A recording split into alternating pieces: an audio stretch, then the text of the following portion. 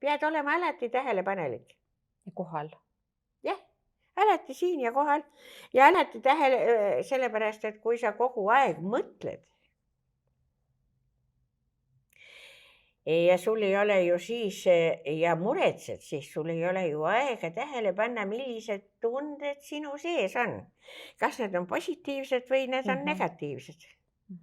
Negatiivsetel tunnetel on omadus luua sinu kehas niisugune keemiline keskkond, et see keskkond hävitab sinu isiklikke molekule, keha molekule ja rakke. Et jääb siis põhimõtteliselt haigeks. Jah, jäädki haigeks. Tahad olla terve, siis pane tähele, milliseid tundeid sa endas kannad.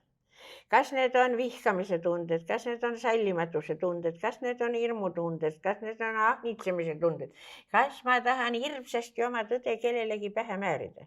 Mis tunnetega on tegemist?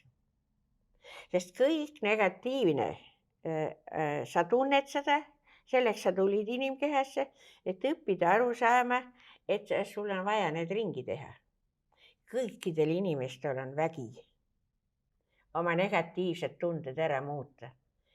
Aga see inimene peab tähele panema antud hetkel olukorda, kuidas on, milline tunne praegu domineerib.